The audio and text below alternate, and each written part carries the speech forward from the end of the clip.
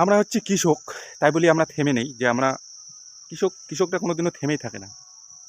সে যতই লস খাক, যতই মানে কৃষি নষ্ট হোক, চাষাবাদ নষ্ট হোক, তবুও কিন্তু চাষাবাদ করেই যাবে। তাদের একটা মুখের বাণী, সেটা হচ্ছে যে কৃষিকাজ না করলে খাবো কি। সত্যিকারে কৃষিকাজ না করলে খাবে কি, এটাই হচ্ছে ব্যাপার।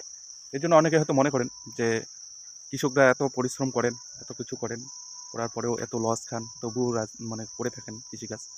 তো কৃষিকাজটা এমন যে সেটাকে করতেই হবে। সেটা নিজের খাওয়ার, নিজের পেটের ভাত, মানে বংশ পরম্পরাভাবে আর কি রক্তের সাথে মিশে গেছে কৃষিকাজ। কৃষিকাজ না হলে ভালো লাগবে না, এই হচ্ছে ব্যাপার।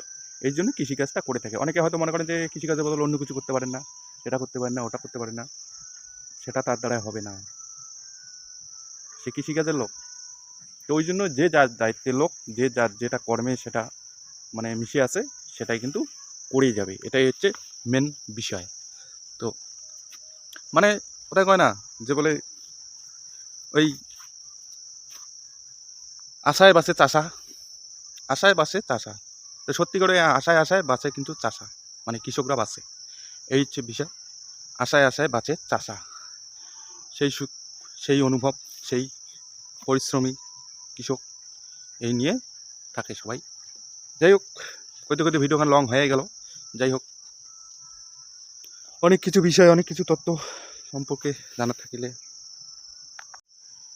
মেরুদণ্ডহীন মানুষ কাকে বলা হয়? মেরুদণ্ডহীন মানুষ কারা? এই পৃথিবীতে মেরুদণ্ডহীন মানুষ, সেটা হচ্ছে কৃষক। যারা চাষাবাদ করে, যারা মাঠে ঘাটে খাটে, তারাই হচ্ছে মেরুদণ্ডহীন মানুষ। কেন তারা মেরুদণ্ডহীন? কেন তাদের কোনো মেরুদণ্ড নাই, তার কোনো ইউনিয়ন নাই, তার কোনো সিন্ডিকেট নাই, তার কোনো মালপত্র বা যে কোনো জিনিসের বাঁধা ধরা কোনো রেট নাই, দাম নাই, এই যে বিষয়গুলো বুঝছেন। তো সেই জন্য তার কোনো মেরুদণ্ড নাই। সে কিন্তু খেটে যাচ্ছে, ফসল ফলাচ্ছে, বিক্রি করতেছে, এই নিয়ে গ্রামের মানুষ, শহরের মানুষ খাচ্ছে, মানে এদিক ওদিক চলতেছে।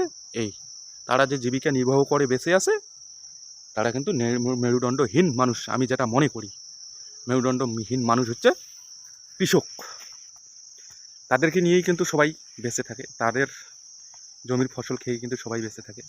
তবুও কিন্তু তাদের কোনো সুরক্ষা বা ব্যবস্থা আমি সেটা চোখে দেখতে পারি না, বা দেখিনি যে কৃষকের কোনো পরিষেবা আছে।